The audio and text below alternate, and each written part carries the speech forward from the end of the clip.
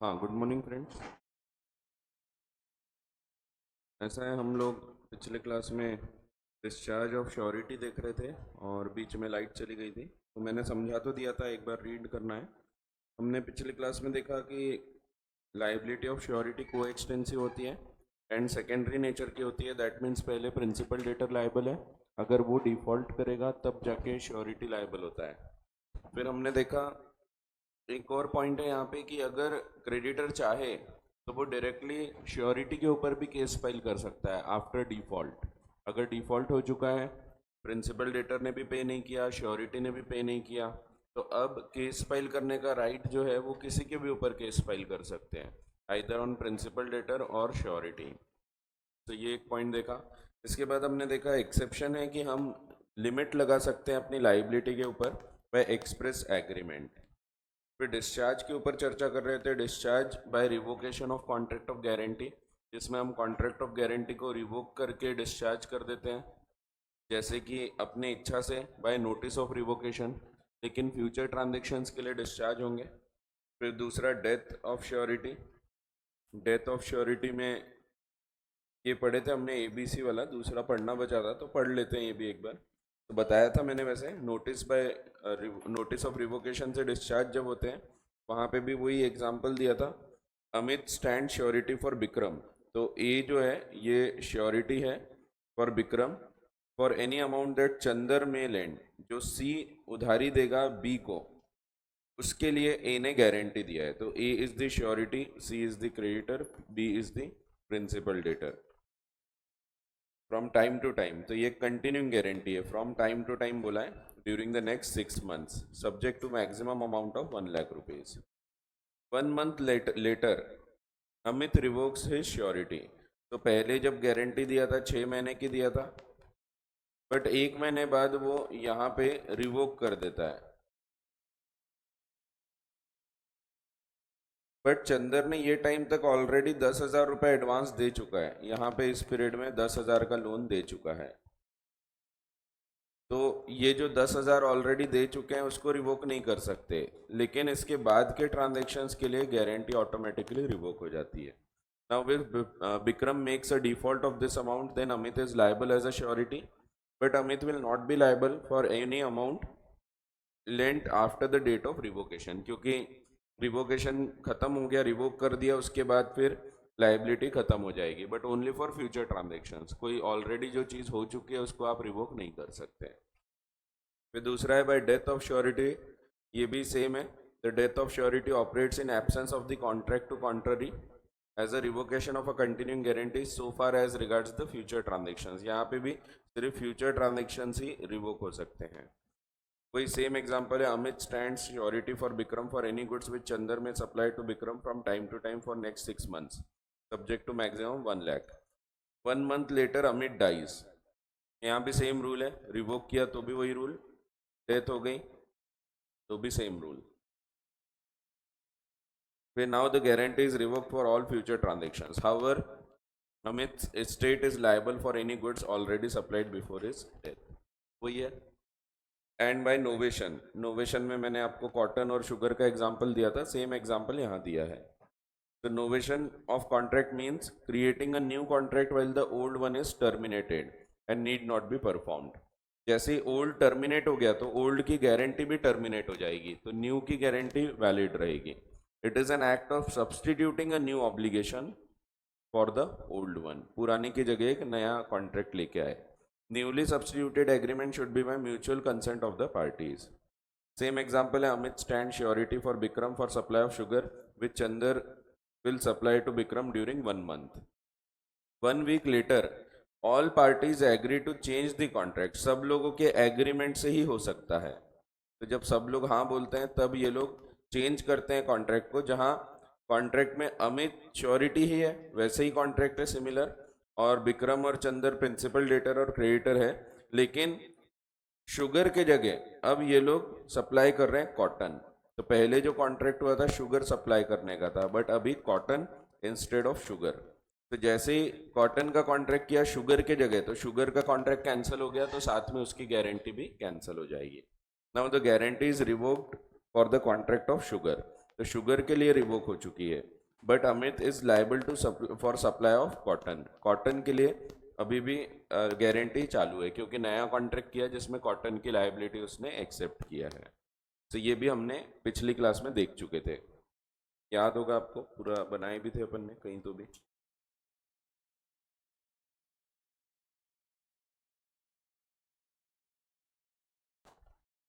पता नहीं कहाँ तो भी बनाए थे, होगा आपके पास, मेरे पास नहीं है, डिलीट कर दिया होगा।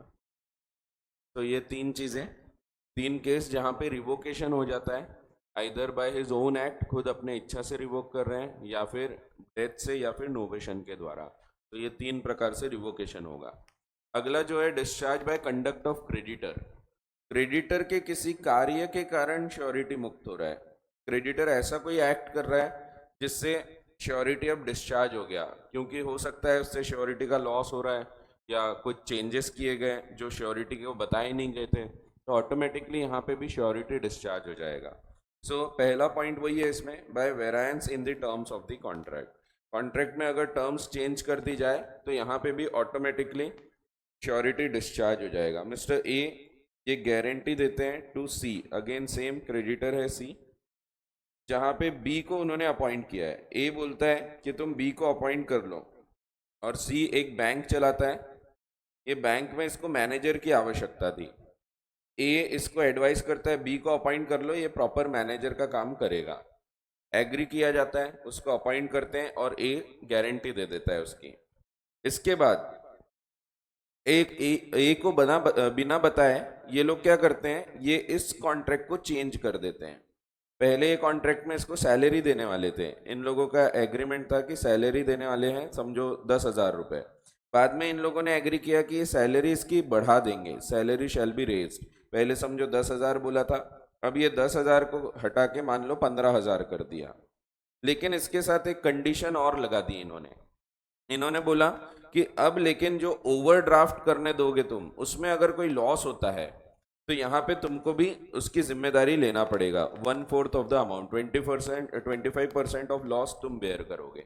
ओवरड्राफ्ट क्या होता है, तो बैंक के केस में जैसे कोई अच्छे कस्टमर होते हैं तो बैंक उनको फैसिलिटी देता है कि आपके अकाउंट में पैसा नहीं भी है तो भी आप पैसा यूज कर सकते हैं बैंक का। तो एक टेम्पररी लोन जैसा होता है। जैसे समझो मैं एक अच्छा कस्टमर हूँ बैंक का, मेरे पास खूब पैसा रहता है रेगुलरली अकाउंट में, और रेगुलर चेक्स आते जाते रहते हैं, ऐसा कोई डिफॉल्ट नहीं होता। लेकिन कभी पर्टिकुलर मैंने एक चेक दे के रखा, समझो 10,000 रुपये का एक चेक मैंने किसी को इशू किया था, इसके बाद मेरे अकाउंट में पैसा नहीं था, तो बैंक क्या कर सकता है, यहाँ पे एक ऑप्शन तो होता है सीधा सीधा वो डिसऑनर कर दे क्योंकि मेरे अकाउंट में पैसा नहीं है। बट अगर मैं अच्छा कस्टमर हूँ ना, तो बैंक ऐसा नहीं करेगा। बैंक का जो मैनेजर है वो मुझे कॉल करेगा, या जो भी व्यक्ति को ऑथोराइज किया है वो कॉल करेगा, और मेरे को पूछेगा कि शर्मा जी वो आपका एक चेक आया है 10,000 रुपये का पेमेंट, लेकिन आपके अकाउंट में पैसा नहीं है। तो वो मुझे कई बार ओवरड्राफ्ट दे देगा। वो मुझे बोल सकता है कि शर्मा जी मैं अभी का ये चेक क्लियर कर देता हूँ, आप मुझे 2 दिन के अंदर पेमेंट ला के दे देना, बैंक में जमा कर दो। तो इसको हम बोलते हैं ओवर ड्रॉ करना, जिसमें मेरे पास पैसा ना होते हुए भी मैं यूज कर सकता हूँ बैंक का पैसा। तो ओवर ड्रॉ करने का मतलब ये जो नहीं है वो भी पैसा में निकाल सकता हूँ। तो ये अधिकार मुझे बैंक ने दिया। अब ये राइट मैनेजर के हाथ में दिए होते हैं, क्योंकि मैनेजर बैंक में सबको जानता है कौन अच्छे कस्टमर है कौन नहीं, तो ये मैनेजर लेवल पे, ब्रांच लेवल पे ये राइट होते हैं। तो यहाँ पे भी बी को ये राइट है। अल्टीमेटली ये नुकसान किसका होता है, वैसे तो बैंक का होता है, अगर रीपेमेंट नहीं करूंगा मैं तो बैंक का लॉस हो जाएगा। बट यहाँ पे इन्होंने क्या एग्री किया, इन्होंने पहले तो ऐसे ही था बट बाद में एग्री किया कि मैं तुमको सैलरी बढ़ा के दे देता हूँ, लेकिन अब अगर तुम ओवरड्रॉ करने दोगे किसी को और लॉस होगा तो उसका 25% तुम बेयर करोगे, बाकी 75% बैंक बेयर करेगा। तो जैसे ये वेरायंस हुआ ना कॉन्ट्रैक्ट में, ऑटोमेटिकली अब यहाँ पे श्योरिटी डिस्चार्ज हो जाएगा। ये डिस्चार्ज हो गया, क्यों, क्योंकि यहाँ पे वेरायंस हुआ, चेंज किया गया कॉन्ट्रैक्ट को। तो कॉन्ट्रैक्ट की कोई भी टर्म्स चेंज की जाए तो ऑटोमेटिकली श्योरिटी डिस्चार्ज हो जाएगा। ये चेंज से फायदा हो रहा है या नुकसान हो रहा है इससे कोई लेना देना नहीं। हो सकता है कभी चेंज से, इस कॉन्ट्रैक्ट को बदलने से ए को फायदा हो जाए तो भी कोई फर्क नहीं पड़ता, अगर ए को फायदा भी हो रहा है तो भी कॉन्ट्रैक्ट ऑफ श्योरिटी खत्म हो जाता है। So it is immaterial whether the alteration और वेरायंस इज बेनिफिशियल और प्रिजुडिशियल टू द श्योरिटी, तो उससे कोई फर्क नहीं पड़ता, श्योरिटी ऑटोमेटिकली डिस्चार्ज हो जाएगा। यहाँ पे एक पॉइंट और ध्यान रखना है, अगर ए से पूछ के ये वेरायंस किया गया है तो फिर वो डिस्चार्ज नहीं होगा, ठीक है। तो ये जब भी डिस्चार्ज होते हैं ये तब होते हैं when without the consent of surety ये किया जाएगा। सो एनी वेरायंस, वेरी करना मीन्स चेंज करना, any change made without the consent of surety in the terms of the contract between the principal debtor and creditor। तो contract में change किया, जो contract between principal debtor and creditor था, इससे automatically discharge हो जाएगा, discharges the surety again as regards to transaction subsequent to the variance, so only for future transactions. जिस दिन वेरायंस हुआ उसके बाद से, जैसे यहाँ पे अगर कॉन्ट्रैक्ट यहाँ किया गया था, गारंटी दी गई थी और यहाँ पे वेरायंस हुआ है, तो इसके बाद के ट्रांजैक्शंस के लिए गारंटी खत्म हो गई, लेकिन इसके पहले जो भी हो चुका है इसमें अगर गड़बड़ होगी तो लायबिलिटी कंटिन्यू होगी। सेम एग्जांपल दिया आपको ये बैंक वाला, सो फिडिलिटी गारंटी है ये। A become surety to C for B's conduct as a manager in C's bank, तो सी का बैंक है जिसमें बी को अपॉइंट किया और ए उसकी गारंटी दे रहा है। Afterwards B and C contract without A's consent, ये बिना उससे पूछे या बताए इन्होंने कॉन्ट्रैक्ट किया that B's salary shall be raised and that he shall be liable for 1/4 of the losses on overdrafts. B allows a customer to overdraw and the bank loses a sum of money. A is discharged from his suretyship by the variance made without his consent and is not liable to make good this loss। ठीक है, तो variance हुआ, change हुआ तो automatically discharge हो जाएगा। एक और एग्जांपल दिया है, ये थोड़ा इंटर लेवल का था बट मैंने लेके आया हूँ आपके इसमें भी बता देता हूँ एक बार, बहुत काम का नहीं है आपके बट मैं एक बार बता देता हूँ इसमें क्या हुआ था। तो एक कॉन्ट्रैक्ट ऑफ गारंटी की गई थी, फिडिलिटी गारंटी दी गई थी इसमें भी, जिसमें एक व्यक्ति दूसरे व्यक्ति को कंडक्ट की गारंटी देता है। जैसे समझो एक सीए है, सीए के पास कई बार जो क्लाइंट्स होते हैं वो लोग आते रहते हैं, बोलते हैं कि भैया कोई अकाउंटेंट होगा तो बताओ, अच्छा हमारे कंपनी की अकाउंटिंग करवाना है। अब सीए लोग खुद ये काम तो करते नहीं, कुछ कुछ सीए करते भी हैं बट बहुत सारे सीए हैं जो अकाउंटिंग खुद नहीं करते, वो लोग ऑडिटिंग करते हैं और अकाउंटिंग के लिए अकाउंटेंट्स के साथ उनका टाइप होता है या पहचान होती है तो उनको अपॉइंट कर देते हैं। यहाँ ऐसे ही हुआ, एक व्यक्ति है अकाउंटेंट, इसको अकाउंटिंग के लिए अपॉइंट किया था एक कंपनी में। तो मान लो ये व्यक्ति अकाउंटेंट है, दूसरा व्यक्ति जो है ये कंपनी है और उसको एक सीए ने गारंटी दिया था। सीए ने बोला था हाँ ये अकाउंटेंट है मिश्रा जी, इनको अपॉइंट कर दो, ये तुम्हारा पूरे अकाउंट्स वगैरह प्रॉपरली बनाएंगे। और कैसे अकाउंट्स बनाएंगे, जैसे कंपनी लॉ बोलता है, क्योंकि कंपनी है तो कंपनी के अकाउंट्स कैसे बनते हैं, तो एज पर कंपनीज एक्ट में बताया कैसे बनाना पड़ता है अकाउंट्स। अब इसमें अकाउंट्स बनाने का जो अधिकार है कंपनीज एक्ट में लिखा हुआ है 1956, ये पुराना केस था। 1956 में जो ओल्ड कंपनीज एक्ट था उसके हिसाब से ये काम करने का वादा किया गया था कि ये बराबर 1956 के एक्ट के हिसाब से अकाउंट्स बनाएंगे। इसमें क्या क्या बनाना पड़ता था, तो एक तो बैलेंस शीट बनाना पड़ता था, दूसरा P&L profit and loss account बनाना पड़ता था और बाकी के नोट्स वगैरह ये सब चीजें बनाना होता था। अब क्या हुआ, इनको अपॉइंट कर लिया, इसके बाद कानून चेंज हो गया, इसके जगह आ गया कंपनीज एक्ट 2013। अब इसमें थोड़ी सी जिम्मेदारी चेंज हो गई। पहले ड्यूटी क्या थी, पहले ये सब उसकी ड्यूटीज थी कि उसको इसके हिसाब से अकाउंट्स वगैरह बनाना है। बाद में जैसे ही कंपनीज एक्ट 2013 आ गया तो यहाँ पे अब इसमें थोड़े से ड्यूटीज बदले, बैलेंस शीट तो बनाना ही है, प्रॉफिट एंड लॉस भी बनाना है, यहाँ पे और भी कुछ चीज आ गई, कैश फ्लो स्टेटमेंट ये भी बनाना जरूरी है और थोड़े बहुत चेंजेस हुए। अब यहाँ पे क्या हुआ, पहले तो इसको अपॉइंट कर दिए थे बट बाद में जब कानून बदल गया इसके बाद इसने कुछ डिफॉल्ट किया, यहाँ पे चेंज हो गया, समझो 2013 का कानून आया और यहाँ पे इसने ये अकाउंट बनाने में डिफॉल्ट कर दिया। अब यहाँ सवाल यह आया कि क्या एस लायबल है, तो यहाँ कोर्ट ने बोला कि एस डिस्चार्ज हो गया जैसे ही यहाँ पे वेरायंस हुआ।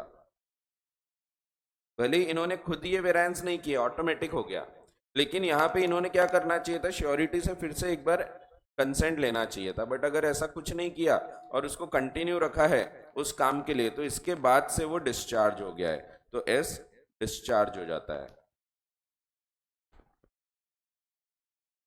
अगर यहाँ पे भले ही वो बैलेंस शीट बनाने में गलती करेगा तो भी एस अब लायबल नहीं है। तो कई बार ऐसा होगा कि उसने ठीक है कैश फ्लो स्टेटमेंट में गलती किया तो हम बोल सकते हैं वहां तो उसकी लायबिलिटी नहीं है, लेकिन even balance sheet, profit and loss account, उसमें भी गलती करेगा ना तो भी अब हमारी लायबिलिटी खत्म। ठीक है, तो ये एक एक्चुअल केस पे आधारित है। आपको मेरे ख्याल से इतना डीप में आएगा नहीं, थोड़ा ज़्यादा एडवांस्ड वाला केस हो गया है, तो ये मॉड्यूल वगैरह में भी नहीं है आपके स्टडी मटेरियल में, तो मैंने रखा हूँ फिर भी।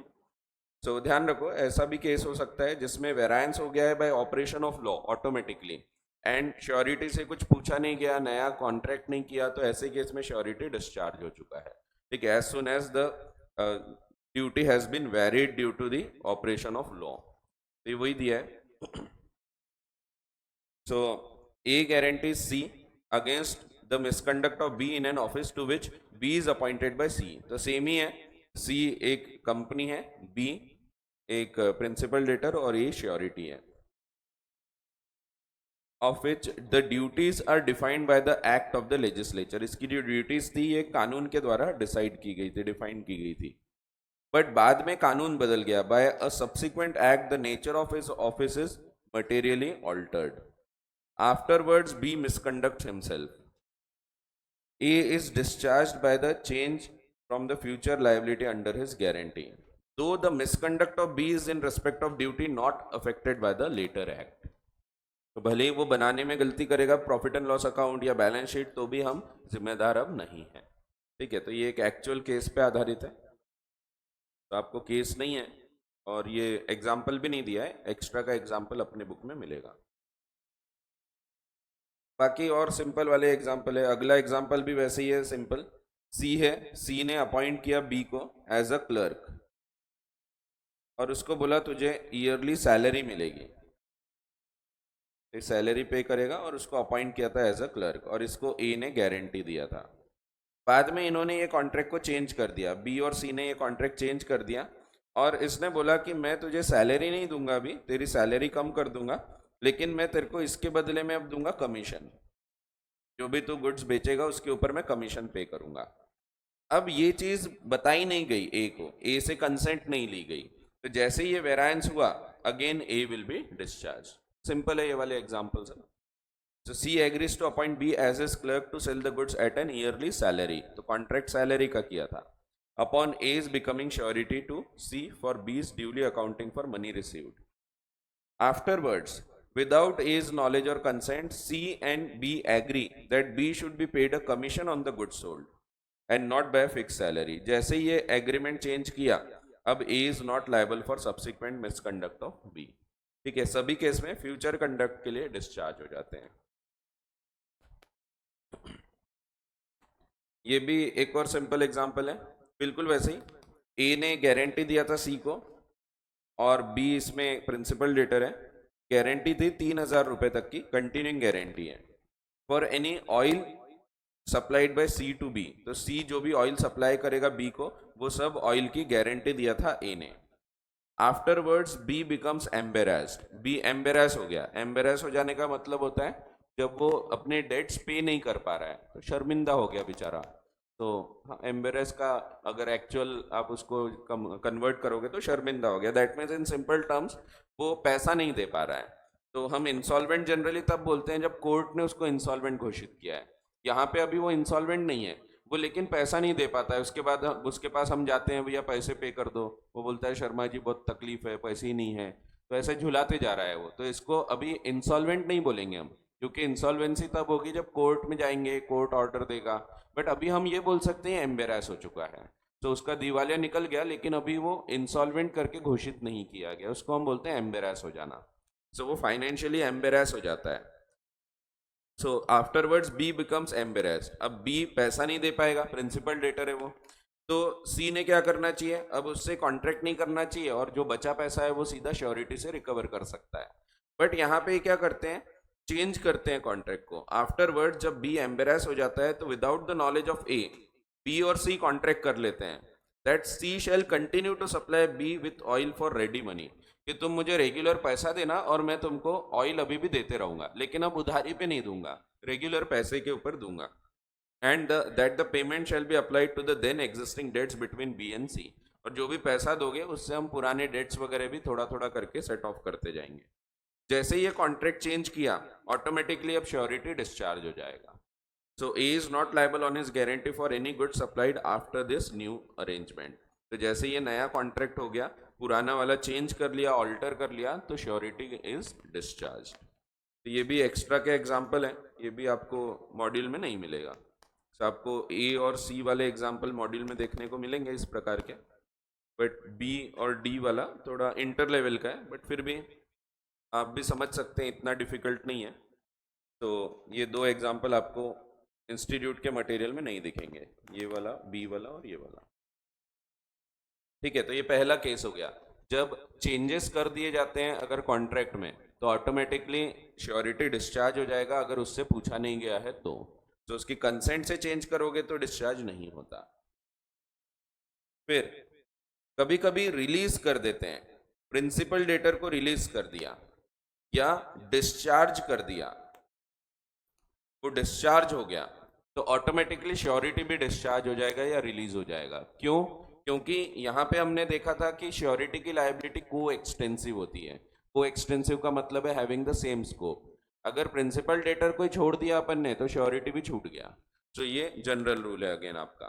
The surety is discharge by any contract between the creditor and principal debtor by which the principal debtor is released, या फिर और बाय एन एक्ट और omission of the creditor the legal consequence of which is the discharge of the principal debtor. तो या तो release हो गया या डिस्चार्ज हो गया.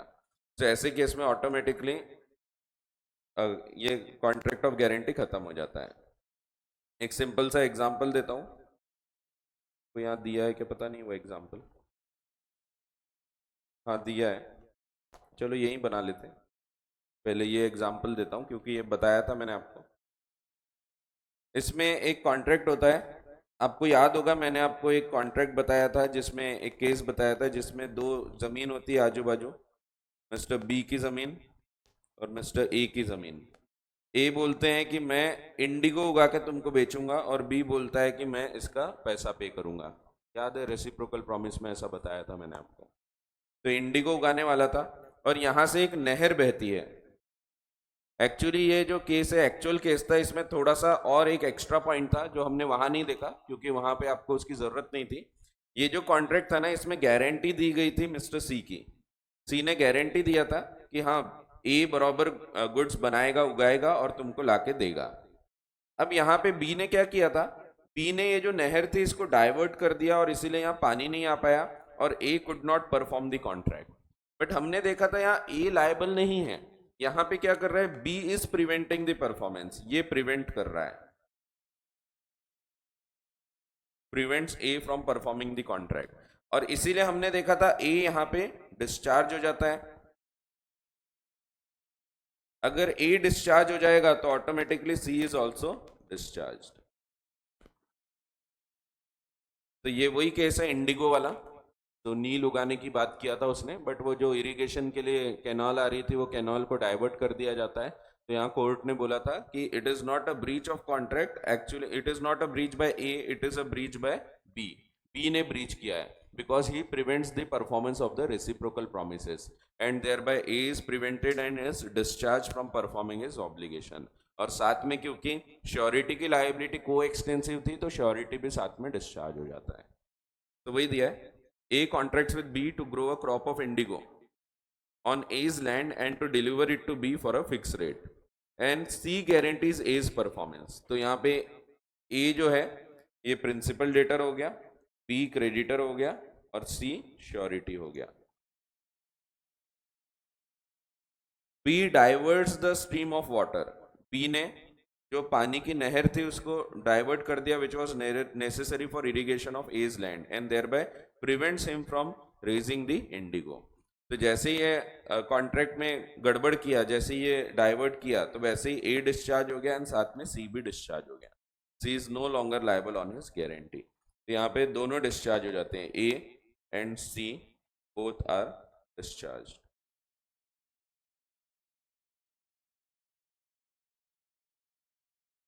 ठीक है, तो दोनों ही डिस्चार्ज हो जाते हैं। तो ये इंडिगो वाला पुराना ही केस है आपका, नया नहीं है, बट पूरा केस था जिसमें गारंटी भी थी। वहां पे हमको गारंटी की जरूरत नहीं थी, इसलिए वो एग्जाम्पल में गारंटी का पॉइंट नहीं दिया है।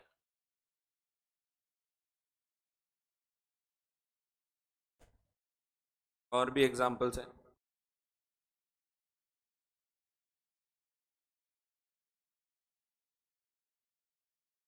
एक मिस्टर ए है, इन्होंने अगेन गारंटी दिया है to C for goods to be supplied by C to B. इसमें सी ने कुछ गुड्स सप्लाई करना था बी को। अब सी ने गुड्स सप्लाई कर दिया, जैसे ही गुड्स सप्लाई किया एक मनी डेट ड्यू हो गया। लेकिन इस बीच अब बी जो है ना, ये एम्बेरस हो गया, बी के पास पैसा नहीं है पे करने के लिए। इसलिए बी क्या करता है, बी अपने सभी क्रेडिटर्स से एक एग्रीमेंट करता है, सबको बुलाता है, सबको बोलता है देखो भैया मेरे पास पैसा नहीं है, मैं किसी को पैसा दे नहीं पाऊंगा, और कोर्ट जाओगे तो इंसॉल्वेंसी हो जाएगी, फिर सबको पूरा पैसा नहीं मिलने वाला। तो उससे अच्छा एक काम करो, मेरी प्रॉपर्टी है, मैं ये प्रॉपर्टी तुम सबके नाम करता हूँ, तुम इसको बेचो और बेच के जो भी पैसा आएगा वो बांट लो। सो क्रेडिटर्स के साथ इसने कॉन्ट्रैक्ट कर लिया। क्रेडिटर्स में सभी थे, सी भी था और बाकी के क्रेडिटर्स भी थे। ये सबके साथ इसने कॉन्ट्रैक्ट किया कि तुम मेरी प्रॉपर्टी ले लो और मुझे रिलीज कर दो। इन लोगों ने एग्री किया, प्रॉपर्टी लेके बी को रिलीज कर दिया। जैसे ही बी को रिलीज किया, ऑटोमेटिकली ए भी रिलीज हो जाएगा, बिकॉज हिज लाइबिलिटी वॉज को एक्सटेंसिव। तो वही दिया है, A gives a guarantee to C for goods to be supplied by C to B. तो C is the creditor, B is the principal debtor. C ने good supply भी किया, afterwards B becomes embarrassed and contracts with his creditors, including C, to assign to them the property. एक property दे दिया in consideration of their releasing him from their demands. तो उनको बोला कि तुम प्रॉपर्टी रखो और मुझे रिलीज कर दो from your demands. Here B is released from his debt by the contract with C and A is also discharged from the suretyship. ठीक है, तो ऑटोमेटिकली रिलीज हो गया। तो दोनों सिमिलर ही केस है, सिर्फ फर्क ये है यहाँ रिलीज कर रहे हैं यहाँ डिस्चार्ज हो रहा है, बट दोनों एक ही सेक्शन में कवर होते हैं, रिलीज और डिस्चार्ज। तो दोनों में से कुछ भी होगा तो ऑटोमेटिकली श्योरिटी भी खत्म, श्योरिटी भी डिस्चार्ज हो जाता है, खत्म नहीं होता, जिंदा है वो, बट डिस्चार्ज हो गया। ठीक है, आसान है एकदम, सिंपल से एग्जाम्पल्स है। अगला भी सिंपल है, वो जैसा पेंट लेके आओगे तो मैं पेंटिंग करके दूंगा वैसे टाइप का है। मैंने आपको बोला था कि आप पेंट लेके आओगे क्या, पेंट लेके आओगे तो मैं आपका घर पेंट कर दूंगा, कॉन्ट्रैक्ट हो गया था। शर्मा सर ने गारंटी दिए थे, शशांक आपके घर आके पेंटिंग का काम कर देगा। सो मुझे मेरे गारंटी दिए थे शर्मा सर ने। अब आपने पेंट का डब्बा ही नहीं लाया तो मैं लायबल नहीं हूँ। अब मैं लायबल नहीं हूँ तो शर्मा सर भी डिस्चार्ज हो गए क्योंकि आपने पेंट का डब्बा नहीं लाया। तो वही है, ए कॉन्ट्रैक्ट्स। अब पेंट के बदले यहाँ पे कुछ मटेरियल का बताया है कि वो मकान बना के देने वाला है और मटेरियल लेके आने वाला है creditor. So A contracts with B for a fix price to construct a house for B within a stipulated time. और बी बोलता है मैं नेसेसरी मटेरियल लेके आऊंगा, जो भी सीमेंट ईट ये सब जो लगेगा वो मैं लेके आऊंगा, to be used in construction. C guarantees as performance of the contract. B ने टाइम पे मटेरियल ही सप्लाई नहीं किया तो C is discharge by the act of the creditor. तो क्रेडिटर टाइम पे अगर पेंट का डब्बा ही नहीं लाएगा तो प्रिंसिपल डेटर पेंट नहीं कर पाएगा एंड साथ में जो श्योरिटी है वो भी डिस्चार्ज हो जाएगा। ठीक है, तो ये सब फिडिलिटी गारंटी के एग्जाम्पल्स हैं।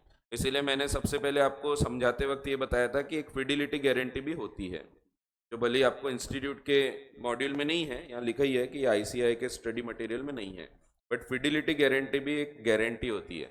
तो जितने भी एग्जांपल्स आप देख रहे हो सब फिडिलिटी गारंटी के हैं, जिसमें एक फेथफुलनेस की गारंटी दी जा रही है कि ये बराबर काम करेगा, पूरा बना के देगा। तो ये सब फिडिलिटी गारंटीज में कवर होते हैं। तो ऐसा है। सो ये रिलीज और डिस्चार्ज, अगर रिलीज या डिस्चार्ज कर दिया प्रिंसिपल डेटर को तो ऑटोमेटिकली श्योरिटी भी डिस्चार्ज हो जाएगा। फिर बाय क्रेडिटर्स एक्ट और ओमिशन, कभी कभी क्रेडिटर के किसी कार्य के कारण या कुछ नहीं करने के कारण भी प्रिंसिपल डेटर डिस्चार्ज हो जाएगा। पहला पॉइंट इसमें दिया है कंपोजिशन। कंपोजिशन का मतलब होता है सेटलमेंट करना। ये सिमिलर ही है जैसा ऊपर सेटलमेंट हुआ था 134 में, फर्क सिर्फ ये है यहाँ पे सबके साथ मिलके सेटलमेंट किया था, यहाँ 1-to-1 सेटलमेंट की बात हो रही है, इन दोनों के बीच कॉन्ट्रैक्ट करके सेटलमेंट हो रहा है। वहां पे ये और बाकी सभी क्रेडिटर्स थे। सिमिलर ही पॉइंट है यहाँ पे, कंपोजिशन मीन सेटलमेंट करना, कॉम्प्रोमाइज कर लेना। सो एक a contract between the creditor and the principal debtor by which the creditor makes a composition with, तो या तो कंपोजिशन कर लिया settlement with, or promises to give time to or not to sue the principal debtor, discharge the surety। तो ऐसा contract discharge कर देता है श्योरिटी को unless the surety assents to such contract. तो कंपोजिशन तो ठीक है, सिंपल है, सेटलमेंट जैसा ऊपर एग्जांपल है वैसी। If the creditor makes composition with the principal debtor without the consent of surety then surety is discharge. दूसरा promise to give time, so वक्त एक्स्ट्रा टाइम देने का अगर वादा किया है तो ऐसे केस में भी ऑटोमेटिकली श्योरिटी डिस्चार्ज हो जाएगा। जैसे समझो एक यहाँ एक थोड़ा एडवांस्ड एग्जांपल दिया है अगेन बिल ऑफ एक्सचेंज का, इसके बदले मैं दूसरा एग्जांपल देता हूँ। सो समझो मिस्टर ए है, इन्होंने बी को, या ए ने गुड्स लेके आए, ए ने बी से गुड्स लेके आए थे, इसका पेमेंट ड्यू था और इसकी गारंटी दिया था समझो सी ने। तो एक सी है, एक मिनट अपन भले मैं एग्जांपल यहाँ से लेता हूँ, मैं नाम यहाँ से उठाता हूँ, तो मैं थोड़ा नाम, क्योंकि नहीं तो आप कंफ्यूज हो जाओगे बाद में, अभी तो नहीं होंगे बट घर पे पढ़ोगे तो यहाँ भी एबीसी आएगा, क्योंकि चिंटू, अनु और भोला। तो अनु जो है ये श्योरिटी बताया है इसमें, फिर भोला जो है ये प्रिंसिपल डेटर है और चिंटू जो है ये क्रेडिटर है। तो सिमिलर एग्जांपल ले रहा हूँ मैं, लेकिन बिल ऑफ एक्सचेंज के बदले गुड्स से समझते हैं, क्योंकि बिल ऑफ एक्सचेंज थोड़ा आपके लिए अभी हैवी हो जाएगा जब तक अपन ने पढ़ा नहीं है, बाद में हम नेगोशिएबल इंस्ट्रूमेंट्स पढ़ेंगे, क्योंकि साइंस वाले भी अपने क्लास में इसीलिए, तो सिर्फ कॉमर्स वाले हैं तो उनको पता होता है बिल ऑफ एक्सचेंज के बारे में, बट साइंस वालों को ज़्यादा आइडिया नहीं होती। अकाउंट्स में थोड़ा आया होगा, वैसे आ गया कि आने का है, थोड़ा तो देखे ही होंगे आपने। चलो खैर, अपन यहाँ पे एबीसी का ही एग्जांपल लेते हैं, लेकिन यहाँ पे A is the surety, B is the principal debtor और C is the creditor. Goods लेके आए थे, पैसा ड्यू था, मनी वॉज ड्यू। अब ड्यू डेट पे बी पे नहीं करता है, बी डिड नॉट पे, इसने पैसा नहीं दिया। अब सी ने क्या करना चाहिए, सी ने डायरेक्टली अब ए से जाकर रिकवर करना चाहिए, बट सी ऐसा ना करते हुए यहां एक एग्रीमेंट कर लेता है इसके साथ, कॉन्ट्रैक्ट हो जाता है एक और, जिसमें C promises to give extra time. समझो वो बोलता है कि मैं तुमको 1 महीने का टाइम और देता हूं, 1 महीने में पेमेंट कर दो। अगर ए से पूछे बिना ये कॉन्ट्रैक्ट किया गया है तो ए ऑटोमेटिकली डिस्चार्ज हो जाएगा।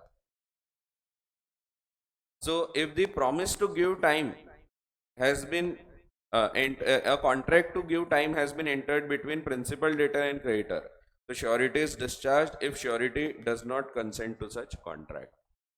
ये हो गया अगर कॉन्ट्रैक्ट किसके बीच हो रहा है, ये कॉन्ट्रैक्ट हो रहा है अगर बी और सी के बीच में। अगर यहीं पे थोड़ा सा फैक्ट चेंज करते हैं, अगर यहां समझो सी के साथ ना करते हुए, अलग एग्जांपल दे देता हूं मैं आपको, यहाँ लिख देता हूँ, एग्जाम्पल नहीं देता, समझो यहाँ पे ये एग्रीमेंट इन्होंने किसी और से, समझो एक्स से एग्री किया होता कि एक्स्ट्रा टाइम दे दो बी को, तो अगर ये एक्स के साथ एग्री किया है तो यहाँ पे ए इज नॉट डिस्चार्ज, क्योंकि यहाँ पे लिखा क्या है, ये जितने भी कॉन्ट्रैक्ट्स हैं यहाँ पे दिया हुआ है a contract between creditor and principal debtor, तो अगर ये आपस में कॉन्ट्रैक्ट करते हैं ना तब डिस्चार्ज होता है, ये दोनों अगर कॉन्ट्रैक्ट करेंगे तो अगर इसने पेमेंट नहीं किया, इसका कोई रिलेटिव है, वो बोलता है सी को कि भैया थोड़ा 1 महीना रुक जाओ, मैं उसको मनाता हूँ, आपको 1 महीने में पेमेंट कर देगा। अगर एक्स के साथ वो एग्री कर रहा है कि ठीक है मैं 1 महीना रुकता हूँ, एक्स्ट्रा टाइम देता हूँ, ऐसे केस में अब ए इज नॉट डिस्चार्ज, क्योंकि contract is not entered into between principal debtor and creditor, it has been entered into with a third party. तो अगर थर्ड पार्टी से सेम कॉन्ट्रैक्ट एंटर करेंगे तो ए इज नॉट डिस्चार्ज, यहाँ पे वो discharge नहीं होता। तो ये पॉइंट दिया हुआ है एक्सेप्शन में। तो पहले जनरल रूल है, अगर principal debtor fails to make the payment on time and इसके बावजूद creditor allows him extra time for payment without the consent of surety, then the surety is discharged. लेकिन एक्सेप्शन है, if the contract for giving time to debtor is entered into with a third party, third party से अगर contract करेंगे the surety will not be discharge. ठीक है, तो अगर यही कॉन्ट्रैक्ट एक्स के साथ किया है इसने तो ए फिर डिस्चार्ज नहीं होगा। ठीक है, सो सेम ही चीज हो रही है, लेकिन कॉन्ट्रैक्ट किसके साथ हो रहा है दैट इज इंपॉर्टेंट, क्योंकि सेक्शन की वर्डिंग्स बोलती है कि contract between creditor and principal debtor अगर किया जाएगा तब डिस्चार्ज होते हैं। अगर ये सेम कॉन्ट्रैक्ट एक्स के साथ किया है कि इसको एक्स्ट्रा टाइम दे दो, तो यहाँ पे फिर A will not be discharge. ठीक है, इलस्ट्रेशन दिया है, Chintu is the holder of an overdue bill of exchange drawn by Anu as a surety for Bhola and accepted by Bhola. तो भोला जो है वो पे करने को जिम्मेदार है, प्रिंसिपल डेटर है, एंड अनु ने सिर्फ सिक्योरिटी दिया है कि वो पेमेंट कर देगा। Chintu contracts with Bhola to give extra time, बाद में चिंटू और भोला ने कॉन्ट्रैक्ट कर लिए कि एक्स्ट्रा टाइम हम तुमको दे देते हैं, अलाउ करते हैं। Here Anu is discharge, however if Chintu contracts with Pintu to give time to Bhola then Anu is not discharge, क्योंकि थर्ड पार्टी से कॉन्ट्रैक्ट करेंगे तो यहाँ डिस्चार्ज नहीं होते। ठीक है, सिर्फ यह बिल ऑफ एक्सचेंज है, मैंने गुड्स का एग्जांपल लिया हूं। तो कोई डाउट होंगे यहां तक तो पूछ लो। फिर एक पॉइंट और है इसी सेक्शन में, ये एक ही सेक्शन में तीनों पॉइंट है। पहला पॉइंट है कंपोजिशन कॉम्प्रोमाइज करना, दूसरा है प्रॉमिस टू गिव टाइम, और तीसरा है not to sue the principal debtor. तो अगर ये तीनों में से कोई भी कॉन्ट्रैक्ट हो रहे हैं तो ऑटोमेटिकली श्योरिटी डिस्चार्ज हो जाएगा।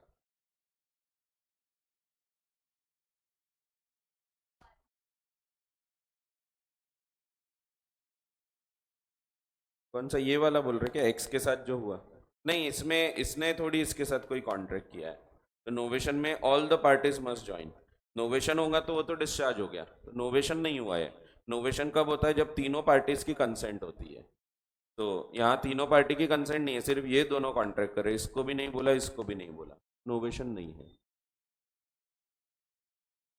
फिर प्रॉमिस नॉट टू स्यू, अगर क्रेडिटर प्रॉमिस कर देता है प्रिंसिपल डेटर को कि मैं तुम्हारे ऊपर केस फाइल नहीं करूंगा कुछ टाइम तक के, तो अगेन यहाँ श्योरिटी भी डिस्चार्ज हो जाएगा। सो वही सेम एग्जांपल है वैसा का वैसा, इफ द क्रेडिटर, आगे दिया हुआ है पढ़ेंगे। सो if the creditor promises with the principal debtor not to sue him then the surety is discharged। तो प्रॉमिस कौन सा हो रहा है, not to sue, then the surety is discharged if the surety does not consent to such promise। सब case में अगर वो कंसेंट नहीं दे रहा है तभी डिस्चार्ज होता है। अगर उससे पूछ के एक्स्ट्रा टाइम दे रहे हैं, उससे पूछ के हम केस नहीं फाइल कर रहे हैं, तो ऐसे केस में डिस्चार्ज नहीं होता। ठीक है, तो इसमें भी एक और एग्जांपल दिया आपको, वहीं से उठा लेते हैं अपन। विनोद ओज टू चंदू, बी है विनोद, बीच में बड़े मीम्स बन रहे थे इन पे, और ये चंदू है। अ डेट गारंटीड बाय अनिल, तो वही है एबीसी है, वो कई बार एग्जाम्पल्स में अपन एबीसी से बोर हो जाते हैं तो अनिल विक्रम चंद्र आ जाते हैं। तो वैसे यहाँ पे भी अनु, अनिल, विनोद और चंदू आ गए। पार्टनरशिप में भी देखे होंगे आपने, वही है एबीसी है वो। तो उसमें भी ऐसे ही होता है ना, ABC were partner, she died, हमेशा सी मरता है बेचारा। तो जितने एग्जाम्पल है सब में सी गचकेगा, और वो भी बराबर रुक के गचकेगा। सी डाइज ऑन 31 मार्च, हाँ आखिरी दिन मरेगा या बीच में मरेगा एकदम 30 सितंबर। ऐसा थोड़ी होता है रियल लाइफ में, वो तो आपको कॉन्सेप्ट समझाना है, इसीलिए इजी होना चाहिए, इसीलिए वैसा बनाते हैं। नहीं तो रियल लाइफ में ऐसा थोड़ी है, बेचारा 30 को मर रहा है तो अपन बोलेंगे कि भाई एक दिन रुक जा, फालतू अकाउंट्स बंद करना पड़ेगा तो एक दिन के लिए, तो अपन थोड़ी कुछ बोल सकते, जो मरेगा वो 30 को भी मर सकता है बेचारा।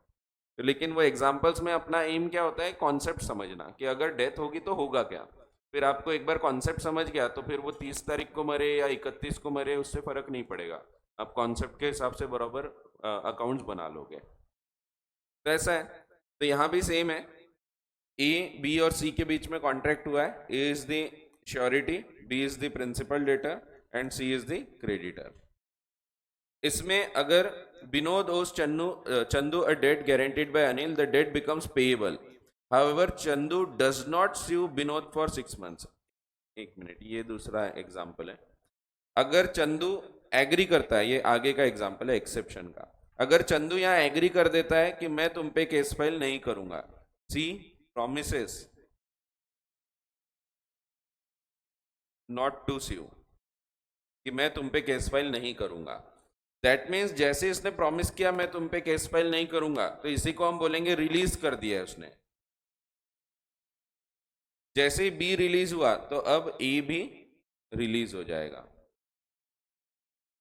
रिलीज या डिस्चार्ज। ठीक है। सो प्रॉमिस कर दिया मैं तुम पे एक्शन नहीं लूंगा, तो इसकी लाइबिलिटी कैसी थी, को एक्सटेंसिव थी। अगर इस पे एक्शन नहीं लेंगे तो ऑटोमेटिकली ये भी डिस्चार्ज हो जाएगा, बिकॉज द लाइबिलिटीज वर को एक्सटेंसिव। तो यहां ध्यान रखने वाली बात है, वो प्रॉमिस करेगा अगर कि मैं केस फाइल नहीं करूंगा, तब ये प्रॉमिस होना अनिवार्य है। सिर्फ एक्शन नहीं लेने से डिस्चार्ज नहीं हो जाते, ये मैंने आपको पिछली क्लासेस में बताया भी हूं कि अगर डिफॉल्ट हो गया और सी ने इस पे केस फाइल नहीं किया, दैट डज नॉट मीन कि ये डिस्चार्ज हो गया। अगर वो वादा कर देगा ना कि मैं तुम पे केस फाइल नहीं कर रहा, तब वो डिस्चार्ज होगा। सिर्फ नॉन एक्शन से डिस्चार्ज नहीं होते, इन एक्शन से डिस्चार्ज नहीं होते। तो सी ने, समझो यही एग्जांपल में बी ने लोन लेके आया था, लोन रीपे नहीं किया, अब सी ए के पास जाता है, ए ने भी लोन रीपे नहीं किया, तो यहाँ पे अगर सी बी के ऊपर केस फाइल नहीं कर रहा है तो ए डिस्चार्ज नहीं हो गया, क्योंकि यहाँ पे इसको राइट है कि एक बार डिफॉल्ट हो चुका है तो then C can claim from A as well as B, किसी पे भी केस फाइल कर सकता है। So if C does not sue B, तो ए डिस्चार्ज नहीं होता कि केस फाइल नहीं किए इसीलिए ये डिस्चार्ज हो गया। केस फाइल नहीं करने से डिस्चार्ज नहीं होते, डिस्चार्ज कब होंगे, जब प्रॉमिस करेंगे कि मैं तुम पे एक्शन नहीं चलूंगा। तो अगर अभी केस फाइल नहीं भी किया तो भी कल तो कर सकता है, कभी भी कर सकता है, और इसीलिए नॉट टू sue जब तक प्रॉमिस नहीं करेंगे तब तक डिस्चार्ज नहीं होते। तो वही एक्सेप्शन में लिखा है, सिर्फ फॉरबियर कर दिया अगर, that means he did not take any, does not take any action,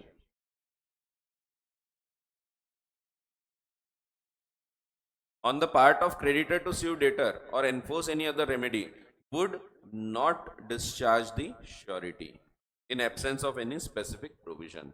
तो इस पे एक केस भी है, महंत सिंह वर्सेस युबा ई, का नाम है यू बा ई, तो ये मिसप्रिंट नहीं है, उसका नाम ही ऐसा है, तो जो पार्टी है उसका नाम था यू बा ई। तो सुप्रीम कोर्ट का केस है, प्रिवी काउंसिल का, यानी बड़े कोर्ट का। तो उस टाइम पे सुप्रीम कोर्ट तो कॉन्स्टिट्यूशन के बाद आया, पता है आपको, तो प्रिवी काउंसिल का केस है, ऑल इंडिया रिपोर्टर। तो ऐसा है महंत सिंह वर्सेस यू भाई, इसमें भी यही बताया था, अगर वो सिर्फ एक्शन नहीं ले रहा है दैट डज नॉट मीन कि ए डिस्चार्ज हो गया।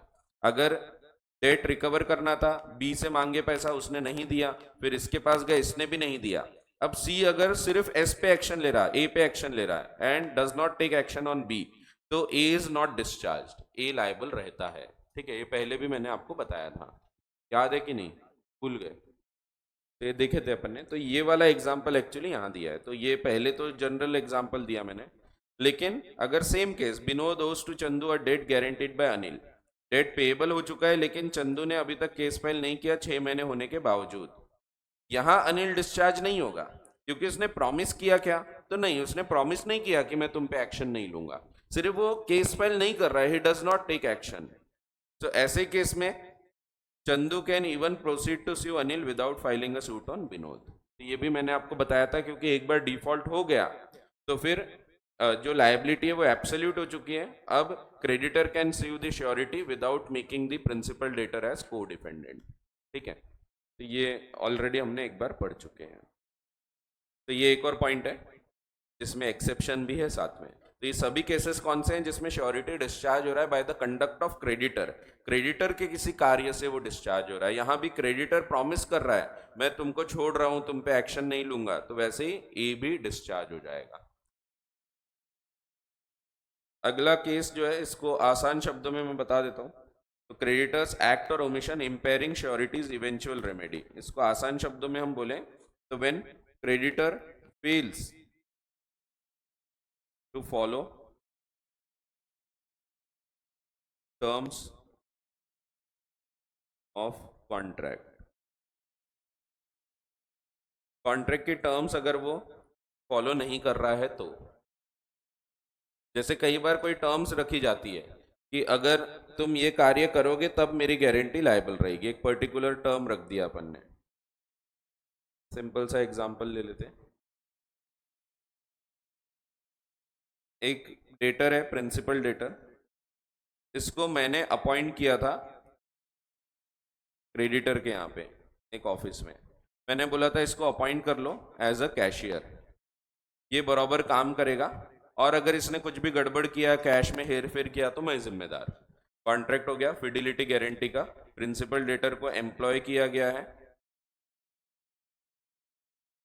श्योरिटी के क्रेडिटर के द्वारा और एस ने गारंटी दिया है।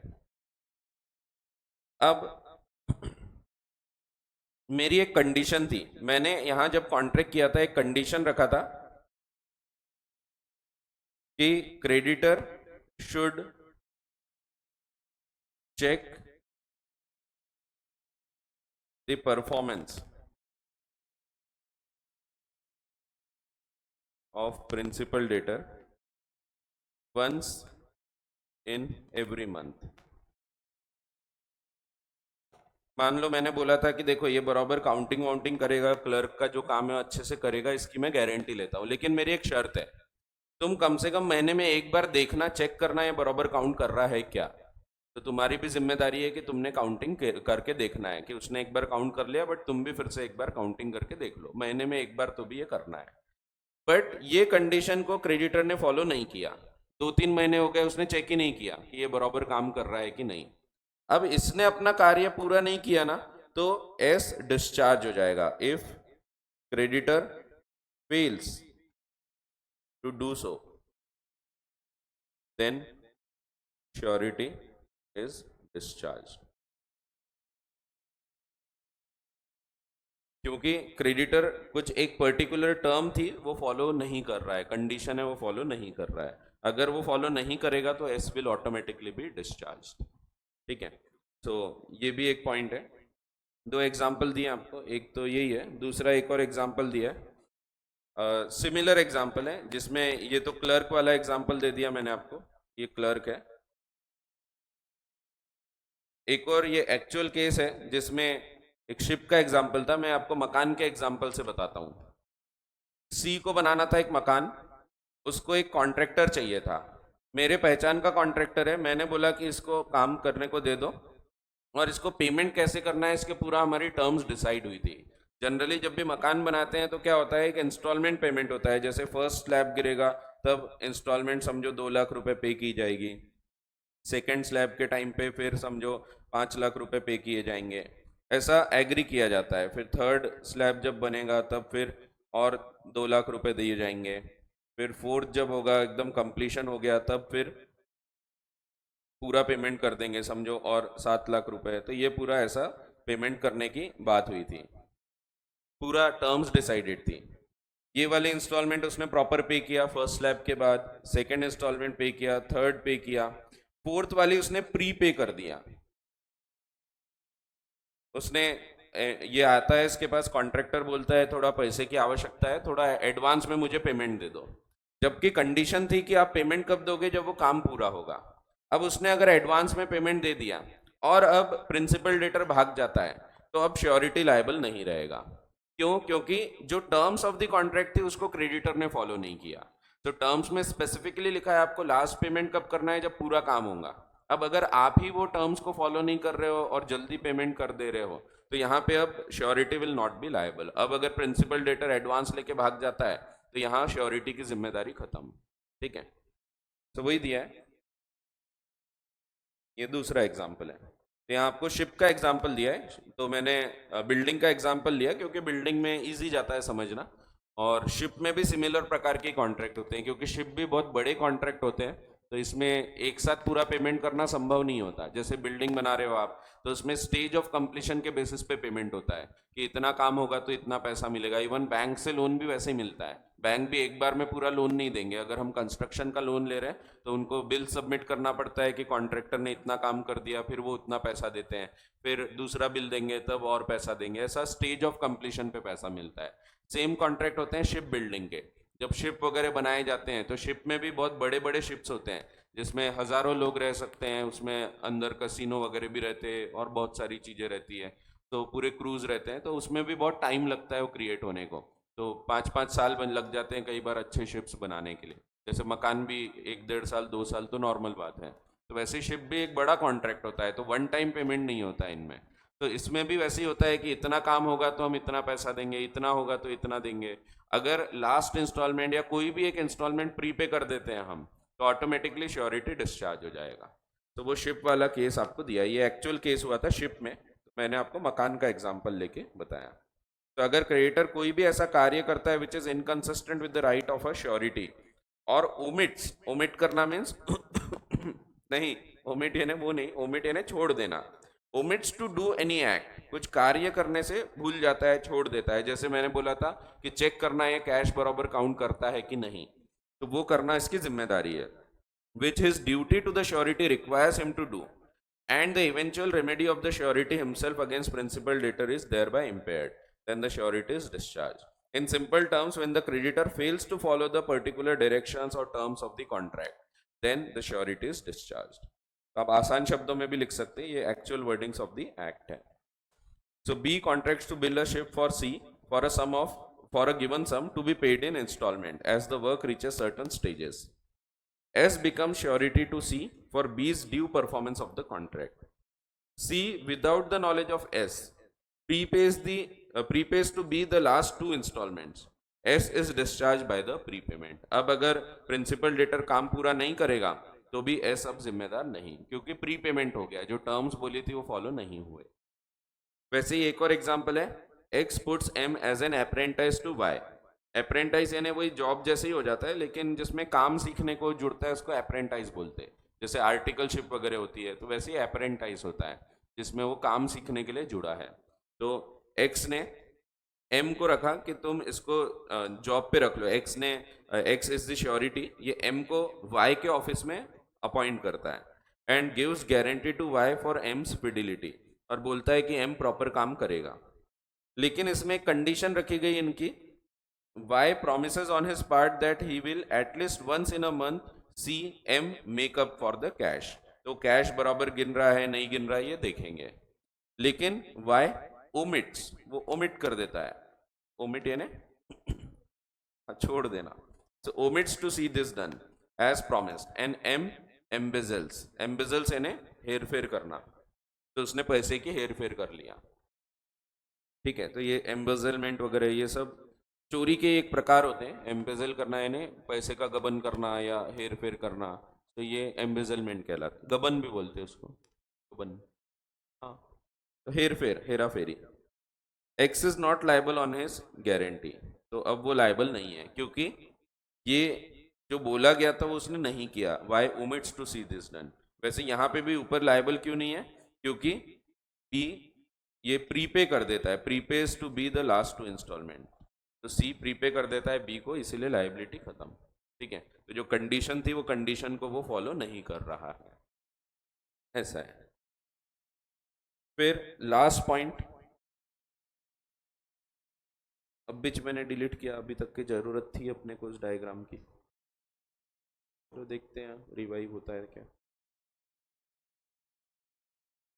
धीरे धीरे होते रहेगा। तो आपको मैंने बताया था गारंटी का जो कॉन्ट्रैक्ट होता है इसमें 3 पार्टीज होती हैं, 3 कॉन्ट्रैक्ट होते हैं। इसमें कभी कभी एक एक्स्ट्रा की सिक्योरिटी भी रखी जाती है। नए बना लिए होते इतने टाइम में, तो इसलिए कर्सिव राइटिंग लिखना चाहिए, भक्क से इरेज हो जाएगा। बस बस बस, आजा आजा आजा। नहीं आता है क्या? अच्छा। नहीं आया तो मेहनत बेकार। कभी कभी क्या होता है, प्रिंसिपल डेटर है, इसने लोन लेके आया, लोन लेने गया था क्रेडिटर के पास, लोन दिया गया और एस ने गारंटी दिया था हाँ लोन दे दो, ये बराबर रीपे करेगा। ये नॉर्मल कॉन्ट्रैक्ट है। इसमें कभी कभी प्रिंसिपल डेटर से एक्स्ट्रा सिक्योरिटी भी रखी जाती है। कभी कभी प्रिंसिपल डेटर को बोलेगा क्रेडिटर कि भैया देखो, तुमको मैं लोन दूंगा लेकिन मेरे को दो सिक्योरिटी चाहिए। एक, तुम्हारे पास कोई गोल्ड वगैरह है तो गोल्ड चेन है, वो गोल्ड चेन मेरे पास लाके रख दो। एंड दूसरा, एडिशनली एक श्योरिटी लेके आओ। तो बैंक में भी लोन लेते हैं तो जनरली दो सिक्योरिटीज रखते हैं, वो एक कोलैटरल करके रखी जाती है और दूसरा एक गारंटर रखा जाता है। वैसे ही यहाँ भी क्रेडिटर ने बोला मैं लोन दूंगा लेकिन दो कंडीशन है, एक तो कोई गोल्ड चेन लेके आओ और श्योरिटी लेके आओ। मान लेते हैं 1 लाख रुपए का लोन दिया गया था और ये एडिशनल जो सिक्योरिटी है इसको हम सिक्योरिटी बोलते हैं, जैसे प्लेज होता है वैसे ही। ये सिक्योरिटी की अमाउंट है मान लो 70,000 रुपए। अब ये जो सिक्योरिटी रखी गई थी, यहां पे एस का अधिकार होता है जब प्रिंसिपल डेटर अगर पे नहीं करेगा और श्योरिटी को पेमेंट करना पड़ा, तो श्योरिटी को राइट होता है कि मैं पेमेंट कर रहा हूं तो ये जो सिक्योरिटी है गोल्ड चेन ये मुझे दे दो। तो उसको ये राइट मिल जाता है क्योंकि उसने पेमेंट कर दिया, क्रेडिटर का राइट खत्म हो गया। तो अब राइट किसका है? अब श्योरिटी का राइट है, he can claim from principal debtor. और इसीलिए श्योरिटी को राइट होगा कि वो ये सिक्योरिटी को अपने पास रख सकता है। तो ये हम आगे पढ़ेंगे, राइट्स ऑफ श्योरिटी, इसको हम राइट ऑफ सब्रोगेशन बोलते हैं। ये राइट उसको प्राप्त होता है।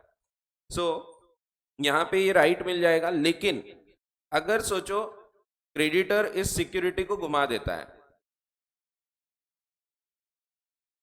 सिक्योरिटी इज लॉस्ट,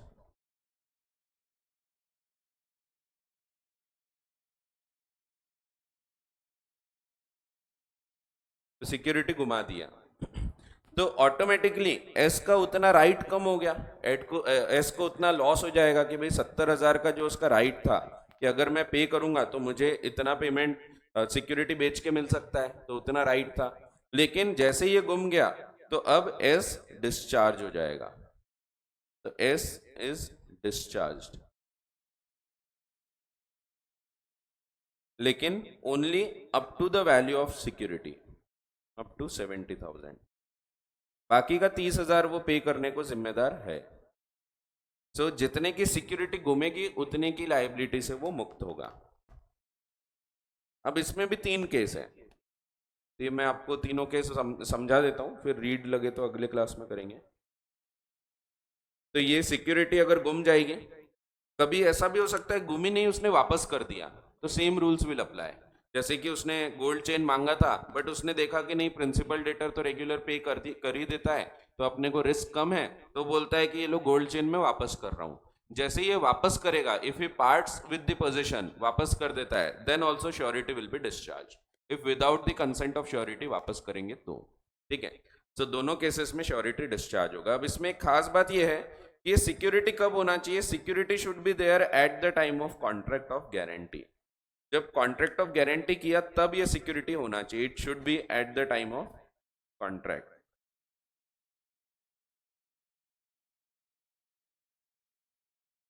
जैसे कि समझो प्रिंसिपल डेटर है, क्रेडिटर है, श्योरिटी है।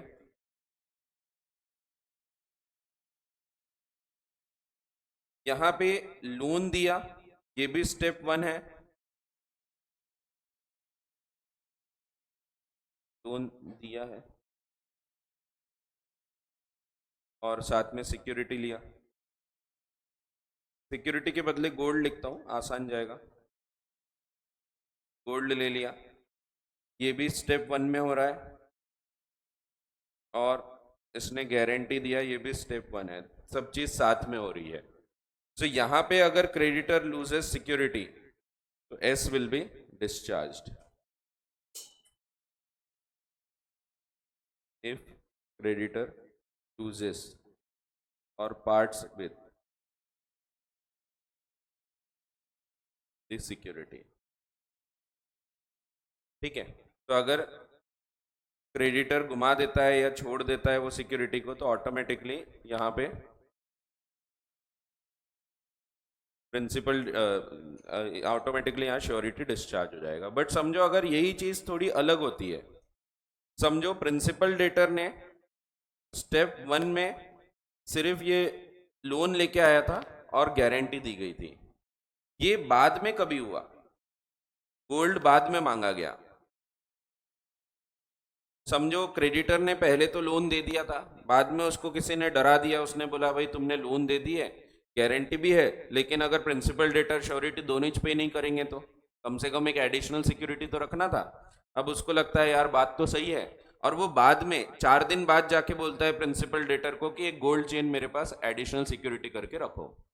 अब ये गोल्ड चेन कब लेके आया, बाद में लेके आया, कॉन्ट्रैक्ट ऑफ गारंटी पहले हुआ था, उसके बाद में ये चेन लेके आए, तो at the time of entering the contract of guarantee there was no security. अगर यहां पे कल चलकर ये सिक्योरिटी गुम जाती है तो एस इज नॉट डिस्चार्ज्ड।